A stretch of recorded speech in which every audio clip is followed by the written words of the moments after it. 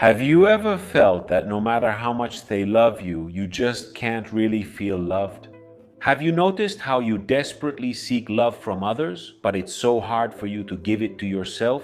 We live in a world hungry for beautiful and true love, but no one ever taught us how to cultivate and build that love from within first. In fact, according to research, 85% of people worldwide suffer from low self-esteem, meaning unhealthy self-esteem, and where there is unhealthy self-esteem, there can be no self-love. If you see yourself as worthless or the worst in the world, how are you going to treat yourself well? This silent epidemic leads people into toxic relationships, emotional dependency, and self-sabotage without them even realizing it. Love yourself first before wanting to love someone else, because someone who doesn't love themselves can't love. This phrase resonates with everyone, although few understand it because it holds a huge truth. We can't give what we don't have. Imagine trying to fill someone else's glass when yours is empty. It would be impossible to share, right? Or imagine jumping into the sea, hoping someone will come and save you when you haven't learned how to swim. You would drown before that person arrives. And besides, it would be pretty foolish, don't you think? Self-love is the foundation of any healthy love.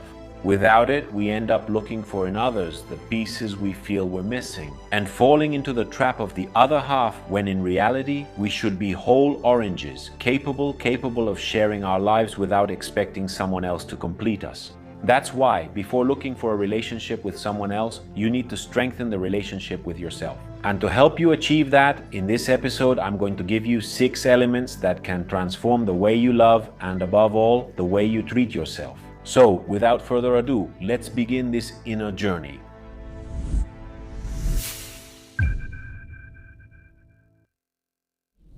Element number 1 is that you must understand self-love as the foundation of romantic love. Imagine building a house on sand, no matter how beautiful the facade and the furniture are. The truth is that any storm can bring it down, and the same thing happens with love. If your foundations are fragile and you are a person overwhelmed by insecurities, fear, self-rejection, and low self-esteem or things like that, well, no romantic relationship will be able to stand for very long. And maybe you'll try to build it on your partner's approval or with the affection of your loved ones. But sooner or later, cracks will appear, dampness too, and that house will fall apart. Is that clear? With this analogy, our relationships with others are a direct reflection of the relationship we have with ourselves. If your internal narrative is full of constant criticism, fears, insecurities, and a lack of respect for yourself, then that's exactly what, even if you don't want it consciously, you'll manifest in your relationships. If you don't consider yourself a valuable person, how are you going to believe that someone else can truly value you? If you don't trust yourself, how could you trust someone else? And if you don't love yourself, then you might easily confuse dependence with love or accept crumbs, believing that's what you deserve. Also, the way you love yourself, in other words, the way you treat yourself, shows others how they should love you or treat you. Someone who doesn't love themselves can't love healthily, as they'll always expect the other person to fill an unfillable void. That's why the first step to truly loving is to turn your attention to yourself and focus on strengthening that self-love. And with each element that we'll look at after this, in this episode, I'll be revealing to you how to do it. In fact, let's move on to element number 2, which is recognizing self-sabotaging love and emotional crumbs, the scraps of love. By this, I mean that you need to learn to identify how you sabotage yourself due to a lack of self-love. And the thing is, many times you accept less than you deserve and settle for these crumbs or scraps. Or you even ruin relationships that could be very promising because of your insecurities. And if you don't believe me, think about it. Has it ever happened to you that you reject a compliment or praise because you think you don't deserve it, or that you cling to a relationship that hurts you out of fear of being alone? Or have you found yourself giving more than you receive? These and many others are clear signs of self-sabotage and complacency caused by your low self-esteem, which results in very little self-love and very weak boundaries. Also, because if you don't take care of yourself and respect yourself, how can you expect anyone else to do it? When you don't love yourself enough on the inside, you believe you don't deserve a healthy and fulfilling love. And then, without realizing it, you end up accepting toxic or emotionally unbalanced relationships. The reality is that we accept the love we think we deserve, and if deep down you think you don't deserve much because you aren't much, then you'll settle for little. And maybe you'll allow constant criticism, put downs, or disrespect in a relationship because you think that's normal or that it's the only thing you can get. And to make it even clearer for you, I want to give you some examples of very common self-sabotage. The first one is emotional dependence. By this, I mean constantly seeking your partner's acceptance, approval, and validation in order to feel enough or valuable. The second one could be the fear of abandonment, because when you don't love yourself, the fear of loneliness is terrifying. And then you cling to a relationship, even if you suffer in it, just to avoid being alone? Or is it just you? Another example would be sabotaging the good things, because there, paradoxically, you might push away the people who actually treat you well, because their sincere love contradicts the story. That you tell yourself that you're not worth that much and that you don't deserve that much, so you become suspicious, you test people, you put up walls, or you run away. Are you afraid that in the end they'll discover your flaws and reject you? So sometimes you get ahead of yourself and break what you wanted and longed to build out of pure fear. Recognizing these patterns hurts, but it's an act of humility and self-love, and a lot of acceptance because you need to face it head on. All those things you settled for and were willing to accept, but that you no longer want.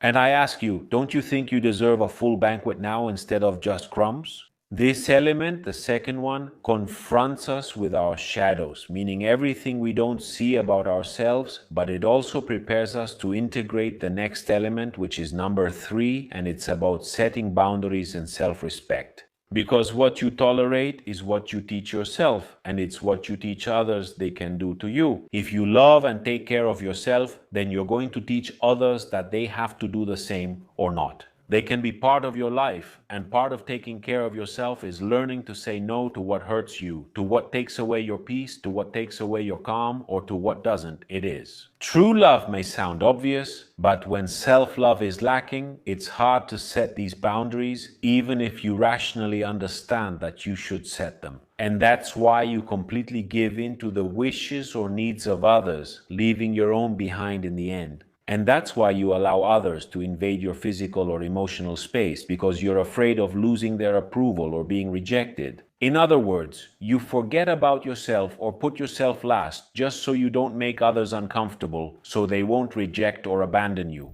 Think about your relationships. How many times did you keep quiet about something that hurt you just to avoid a fight? How many times did you say it's okay when it really wasn't for you? Just out of fear that person would get angry and leave? Every time you tolerate mistreatment or cross your own boundaries, your self-love gets a little weaker. You send yourself the message that your feelings don't matter or that they matter less than other people's. But boundaries aren't walls or barriers to push people away, and they're not the same as going around aggressively fighting with everyone just to get respect. They're more like doors with locks that let you decide who you let in and under what conditions. But they're also boundaries that you must also take care of and respect, because boundaries aren't just for others, they're mainly for ourselves. Boundaries become that field of action for our self-love discipline. Imagine that your personal space and your self-love are like a garden. The boundaries you set will be the fence that protects that garden from someone outside coming in. But it will also protect it from something valuable inside leaving that place. If the fence is broken, poorly maintained, fallen, or simply doesn't exist, well, anyone can come and destroy that garden, ruin it and wither it, even you. But if the fence is strong, then your garden will remain a sanctuary. And only those people or things or situations that you allow in, that you invite with respect, will enter, because they will follow your example and take care of you the way you take care of yourself. Is setting boundaries scary? At first, you might feel guilty for saying no or worry that someone will get upset. When you start to mark your emotional territory, it's because you stop being convenient for them, since before they used or manipulated you. But loving yourself sometimes means disappointing others, and that's perfectly okay. Because at the end of the day, the most important relationship is the one you have with yourself. And that's the relationship you should be most loyal to, even more than your loyalty to anyone else. So ask yourself, what healthy boundary do you need to set in your life right now to honor and take better care of yourself? It can be as simple as taking some time alone for yourself without feeling selfish about it, or as complex as walking away from a relationship you know is tearing you apart, or simply saying no without feeling guilty, or starting to take care of yourself physically, mentally, and emotionally. Whatever it is, dare to choose yourself, to make yourself a priority, and to say no to what doesn't do you good without feeling guilty. With this, we move on to element number 4, which is healing your own wounds. Self-love is medicine for the heart and soul, and this is an essential element, inner healing. Love doesn't hurt, it never hurts. Love is the complete opposite of pain, even though sometimes it may make us uncomfortable or challenge us. But if you are hurt, even the relationship with the most potential can make you suffer unintentionally. And what do I mean by this? I mean that we all carry wounds from the past, and if they aren't healed, they'll lead us to make poor choices, to settle for less, to relate in toxic ways, to tolerate the intolerable, or to confuse love with suffering and toxicity. But that's not love, that's lack of love. Heal so we can be loved, and above all, so we can love in a healthy way. And so, this is where the importance of self-love comes in, because self-love is the vehicle for healing. This means that only if you love yourself will you dedicate time and effort to work on yourself. Only if you love yourself, you will give yourself permission to feel that pain you have, to recognize your traumas and wounds, and to understand the messages they want to tell you. And from there, work on yourself and seek help if you need it. You can't just bury or sweep your past under the rug and expect to build a stable future on that shaky ground. To make it clearer, let's think about a woman who was cheated on in the past. If that woman doesn't heal that wound and doesn't work on it, to regain trust in herself and in others in her next relationship, will the shadow of betrayal follow her? She could become super jealous, hypervigilant, insecure, and start seeing signs of infidelity where there aren't any. What will be the result of that? She might end up suffocating a relationship that is possibly healthy or has a lot of potential because of her fear or because of her insecurities, attracting people who actually cheat on her again. Because that will reinforce her belief that no one is faithful. It's a vicious, very painful cycle. Do you realize this? What would that woman need to do, just like you with your own wounds? Well, embrace a healing process, like the ones where I could guide you as your mentor. And then, after completing that process, she would be ready. Just like you would be ready. Ready to love from her self-love and not from her traumas or her wounds, because that's not love, as I always tell you, self-love. It's not just treating yourself, buying expensive things or putting on face masks. It's facing your inner demons, crying what you haven't cried, naming what hurt you, and treating yourself with the same compassion you would show your best friend. If they were suffering, remember that what you don't heal repeats itself, but what you heal transforms you.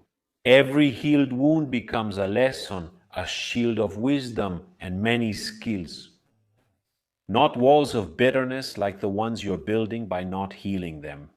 If you love yourself, you don't abandon yourself, you don't leave yourself alone in your pain. On the contrary, you stay with yourself and look for a way to heal. And you might ask yourself, Johnny Abraham, where do I start to heal? Start by staying here with me, being present, and also start by acknowledging that you're hurting. And later on, I'll try to give you an extra push and practical tools to help you achieve it. It will depend on you, but I'll be here for you. Now let's move on to element 5, being the love you want to attract. This fifth element sounds cheesy, but it's beautiful and completely real. And it means becoming the love you're looking for. In other words, stop seeing love as something you're missing and start seeing it as something you are. If you build yourself that way, when you build yourself as love, well, you give what you are. Remember? So then you manifest it in your life as a natural consequence. Consider the qualities you desire in a partner or ideal relationship. Surely things like understanding, respect, thoughtfulness, effort, support, communication, patience, and things like that.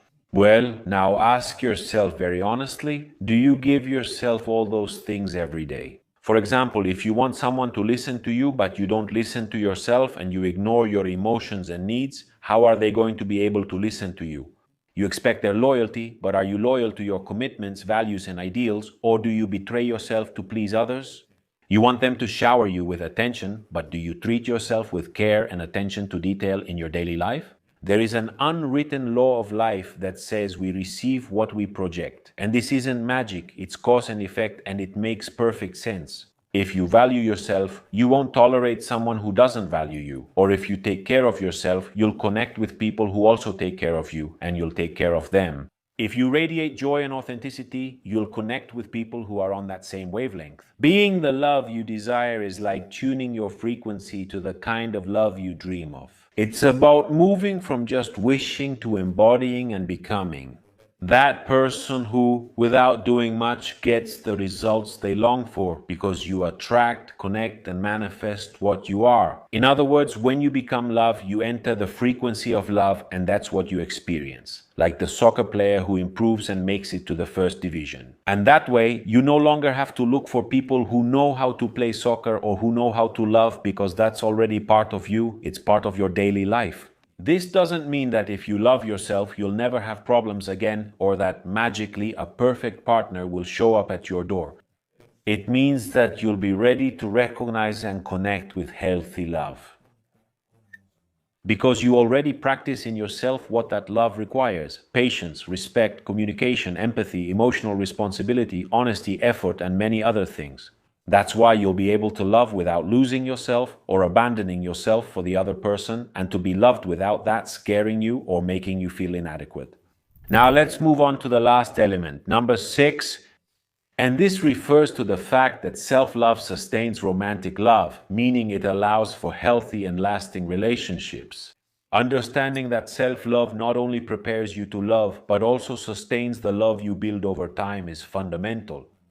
Many people think, well, Johnny Abraham, I've already loved myself enough to find a partner, so that's it, job done, bring me the love of my life. But it doesn't work that way. Self-love is a continuous process. It's a lifestyle, a discipline. And the problem is that nowadays people aren't that disciplined. This pillar is what will support your relationship after the initial infatuation fades, including the butterflies in your stomach. And it's what will help you and your partner move forward after the adjustments, the challenges, and the conflicts, along with all the crises and doubts that come with them. That's why it's so important for you to have this discipline. Imagine romantic love as if it were a small flame at the beginning, since the spark of attraction lights that flame. But what keeps that flame burning in the long run? Well, it's both people adding wood to that fire, that wood. It's a lot of things: communication, trust, intimacy, commitment, little details, quality time, and things like that. But above all, you need two people who love themselves enough to maintain their individuality and at the same time love the other person and nurture the bond. In other words, to put it more simply, inner work and teamwork. If a person puts everything into a relationship and forgets about themselves, well, that fire starts to consume the oxygen of one, of both, or of both people, and eventually it goes out because it suffocates. On the other hand, if each person brings wood from their own self-love and adds it to the fire, then the fire gets stronger and grows instead of going out. In even simpler words, a healthy relationship is the union of two complete people, not two halves looking to be completed. Or, as I always say, true love is for sharing as whole people, not for filling empty spaces. And when you take care of your own happiness and emotional well-being, you free your partner from the impossible burden of making you happy or rescuing you. Both of you come to that relationship to share, not to beg or plead. That's how love lasts over time, without becoming dependence, empty routine, or monotony. Of course, even if you love yourself or the other person, there will be challenges and problems. No one is immune to arguments, misunderstandings, or tough times. There are always adjustments, but if there's self-love, it will exist in both people on that team. The ability to argue without destroying, to give space when necessary, and not to take things personally. And to admit that your mistakes are valid and human, and that you can improve without feeling that it makes you less, insufficient, or unworthy. Before closing this episode, I want to invite you to do a little mental exercise. Visualize your future in a romantic relationship as you dream of it. A beautiful, stable, and truly fulfilling love. What is making that relationship stay beautiful? Probably trust, mutual respect, and two people who keep growing, admiring each other, and maintaining the connection. Right? Well, now come back to the present and think, what can you do for yourself today? What would contribute to that future? Maybe keep learning, don't neglect your friendships or your dreams, don't stop taking care of yourself, keep working on your inner self. Every small act of self-love today is a brick in building the us of your tomorrow. And this is where many realize that maintaining a healthy and beautiful love requires constant inner work, not just flowers and chocolates. And then they ask themselves, Johnny Abraham, how do I let go of myself on that path? Stay calm, because you are not alone in this. That's precisely why I insist on the importance of following a process, a course, having a mentor, or something that keeps you learning, growing, and evolving, so that it doesn't let you fall back into the old dynamic. Once you have a partner, because loving yourself is a habit, and if that's what you long for, we can cultivate it together. The deepest and most lasting relationship you will have in your life is the relationship with yourself. All the other relationships you have. And not just with people, but with food, money, exercise, and everything else. They will be a reflection, an echo, a consequence of that first relationship you have with yourself. And if that relationship is neglected, empty, or broken, how do you expect to build a healthy love or a beautiful relationship with someone else? There is no magic shortcut to self-love. It's a discipline, it's a journey, and you walk it step by step, sometimes stumbling, sometimes getting scraped, and sometimes with beautiful landscapes to admire. The good news is that you don't have to walk it alone. Just like today, you're here and you've already taken this first big step, seeking to understand yourself better and to grow. Real transformation happens when you move from understanding, that is, from the rational, to practice and action. But for that, you need support, a mentor, tools, and a methodology. So if you're ready to take the next step in your growth and you want me as your mentor, leave me a comment with the phrase, I want more. So ladies, those two words will let me know that you want to keep working with me and for yourself on this journey of self-love and personal transformation. Believe me, I will personally read those comments, and if I see there are enough, I will do what's necessary so we can continue this journey together. I promise you, don't forget to subscribe to the channel and share this with anyone you think might need it. A few simple clicks can change someone's life. See you in the next episode.